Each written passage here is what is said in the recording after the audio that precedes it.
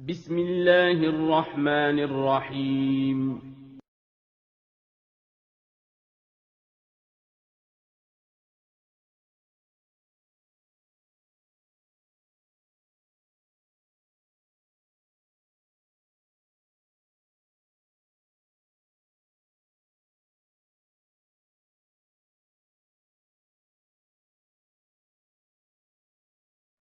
Bismillahirrahmanirrahim. Assalamualaikum warahmatullahi wabarakatuh. Selamat pagi anak-anak. Gimana kabar kalian hari ini? Ustazah harap anak-anakku semua dalam keadaan sehat walafiat. Amin. Dan selalu dalam lindungan Allah serta senantiasa dimudahkan dalam segala aktivitasnya di rumah. Sebelum kita memulai pelajaran, mari kita berdoa terlebih dahulu. Bismillahirrahmanirrahim. Allahumma inni as'aluka ilman nafi'an wa rizqan thayyiban wa amalan mutaqabbala. Alhamdulillah, sekarang kita sudah masuk di materi baru lagi, yaitu tematik 3, tema 3. Nah, sekarang sudah materi tema 3, mengenal benda di sekitarku. Alhamdulillah, sekarang kita sudah masuk di subtema ketiga, yaitu perubahan wujud benda. Nah, di sini saat cuaca panas enaknya minum es. Nah, Rasti dan Ana membeli es krim di warung. Apakah kalian juga pernah membeli es krim? Nah, apa yang terjadi saat es krim dibiarkan di udara terbuka? Nah, perhatikan juga peristiwa-peristiwa lain di sekitar kalian. Mengapa baju yang dijemur menjadi kering? Apa yang terjadi saat air dimasukkan ke dalam kulkas? Nah, itulah perubahan-perubahan yang terjadi pada benda. Sekarang di sini kita masuk di pembelajaran pertama, yaitu materinya 1. Perubahan wujud benda, 2. Satuan berat, dan 3. Jenis garis dan warna. Nah, di sini mengidentifikasikan perubahan wujud benda. Pada pembelajaran sebelumnya kalian telah mempelajari wujud benda. Nah, wujud benda itu ada 3, yaitu padat, cair, dan gas. Sifat ketiga wujud tersebut itu tidak sama. Wujud benda dapat berubah. Perubahan itu dapat terjadi jika benda tersebut dipanaskan atau didinginkan. Nah, perubahan wujud benda juga dapat terjadi karena diletakkan di tempat terbuka.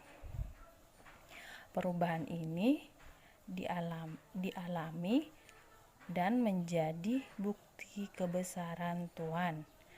Nah, perubahan wujud apa sajakah yang dapat terjadi? Nah, di sini ada teks bacaan. Nah, mencair. Setelah berolahraga, Ana merasa haus. Ana mengajak teman-teman membeli es krim. Mereka segera menikmati es krim tersebut. Sambil menikmati lezatnya es krim, mereka bercerita tentang pengalamannya selama berolahraga. Nah, mereka sangat asik hingga lupa dengan es krim yang telah dibelinya. Akibatnya es krim itu mencair. Nah, seperti contoh di sini ada gambar Ana dan teman-teman saling bercerita sambil makan es krim. Nah, es krimnya tersebut menjadi cair. Wujud padat menjadi cair terjadi dalam kehidupan sehari-hari. Nah, coba letakkan es batu di tempat terbuka. Apakah es batu itu akan berubah menjadi air? Nah, seperti ini, es batu berubah menjadi air jika diletakkan di tempat terbuka. Begitu juga yang akan terjadi saat kalian memegang coklat. Nah, coklat itu akan meleleh. Mengapa dapat terjadi demikian? Karena coklat menerima panas dari tangan kalian. Nah, perubahan wujud pada menjadi cair disebut mencair, meleleh, atau melebur. Seperti ini contohnya. Nah, di sini membuktikan proses mencair. Nah, alat dan bahannya itu ada gelas plastik, es batu, mentega, coklat, dan kapur. Masing-masing dimasukkan ke dalam gelas plastik. Terus mereka menjemurnya dengan sinar matahari. Nah, dimasukkan satu persatu dalam gelas. Nah, mereka melakukan percobaan. Nah, dari keempat bahan tersebut mana yang akan meleleh? Nah, tentu es batu, mentega, dan coklat. Mereka akan meleleh dan cair. Nah, sekarang di sini menambah wawasan mengetahui titik lemah benda. Setiap benda padat akan mencair pada suhu yang tidak sama. Suhu pada saat benda padat mulai bercair disebut titik leleh atau titik lebur. Nah, ini dia titik leleh beberapa benda. Es itu sama dengan 0 derajat Celcius, sedangkan coklat 30 derajat Celcius, mentega 33 derajat Celcius, dan kapur 1340 derajat Celcius. Nah, besi 1200 derajat Celcius, tembaga 1090 derajat Celcius, dan aluminium 660 derajat Celcius. Sedangkan emas 64.000 derajat Celcius. Ini semua titik leleh benda. Nah, ada beberapa di sini bisa kita lihat. Itu semua titik leleh benda. Nah, sekarang mengamati jenis garis dan warna. Nah, di sini ada beberapa gambar. Itu berbagai butiran salju. Ini gambar dari berbagai bentuk butiran salju. Ada bentuk seperti ini, begini, dan begini seterusnya. Ini berbeda-beda butiran saljunya. Apakah kalian suka minum es buah? Minuman es buah terasa segar apabila saat cuaca panas.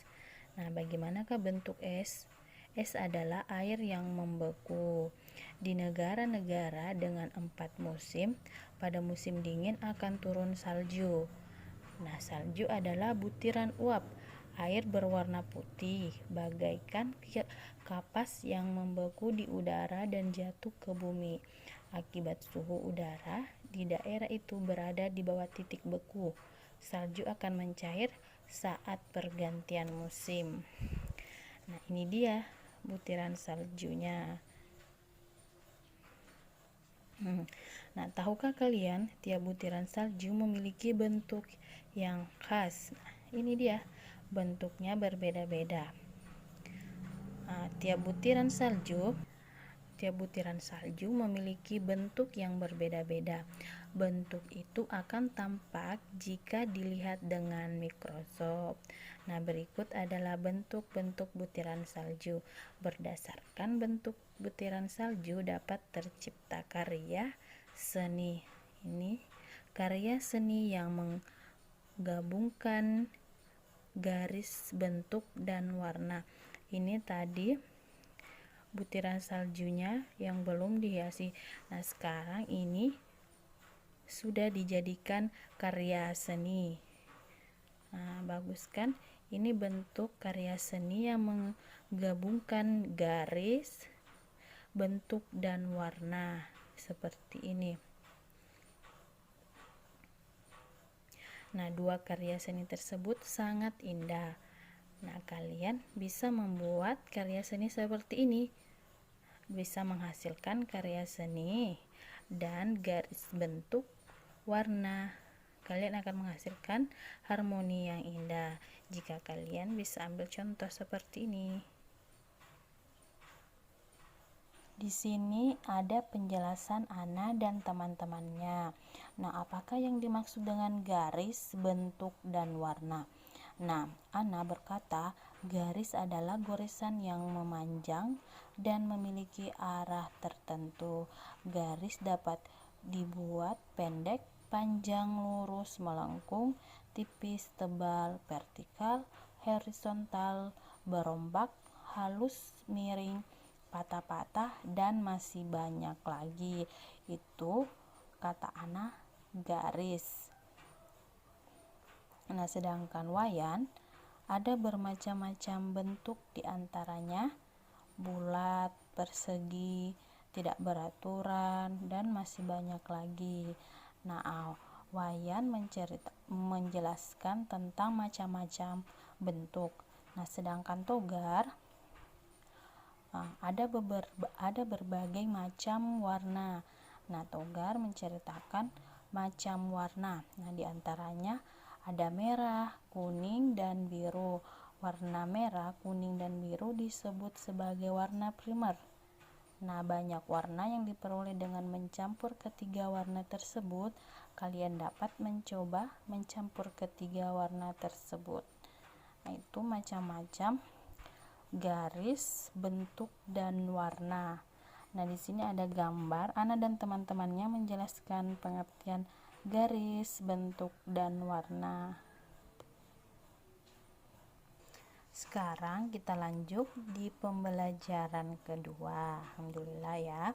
Sekarang materinya yaitu pertama, membuat es krim. Kedua, peran yang ada di sekolah. Dan ketiga, teknik menendang bola. Nah, di sini membuat es krim. Nah, ini sangat bagus ya, bisa dicontohkan di rumah. Nah, membuat es krim itu alat dan bahannya 2 buah kantong plastik berperekat. Satu berukuran besar dan satu lagi berukuran sedang. Handuk kecil atau sarung tangan. 300 ml krim atau susu santan segar. Keempat, 2 sendok makan gula pasir. Kelima, 6 sendok makan garam kasar. Keenam, 2 mangkok potongan es batu. Ini alat dan bahannya untuk membuat es krim. Nah, ini langkah-langkah membuat es krim. Nah, di sini ada semua bahan dicampurkan. Nah, campurkan krim, susu, santan segar, dan gula ke dalam kantong plastik yang berukuran sedang. Nah, terus rekatkan ujung plastiknya. Pastikan plastik benar-benar rekat. Nah, seperti ini. Dan yang kedua, dimasukkan lagi potongan es batu dan garam ke dalam kantong plastik besar. Terus kocoklah sebentar agar es batu dan garam tercampur merata. Ini langkah kedua. Dan yang langkah ketiga, masukkan kantong plastik sedang pada langkah ke-1 ke dalam kantongan plastik besar. Pada langkah kedua, kemudian tutuplah plastik besar dengan perekatnya hingga rapat. Nah, kemudian kocok dan pijat-pijatlah kantong plastik tersebut selama 10 menit. Gunakan handuk atau sarung tangan agar tangan kalian tidak kedinginan. Nah, seperti ini. Nah, yang kelima, keluarkan kantong plastik sedang, kemudian bersihkan atau lap dengan kain untuk menghilangkan garam yang menempel. Dan yang terakhir, bukalah kantongan plastik tersebut dan tuang ke dalam gelas atau mangkuk saji. Es krim siap dinikmati. Nah, itu proses yang belum kalian mengerti. Jika ada yang ditanyakan, bisa ditanyakan.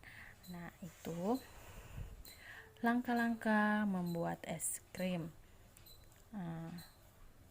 Seperti ini. Bisa dicontohkan di rumahnya. Sekarang kita mengidentifikasi peran di sekolah. Nah, di sini ada struktur organisasi sekolah. Nah, yang pertama ada kepala sekolah, kemudian keamanan, dan komite sekolah dan tata usaha. Ini struktur bagian-bagiannya.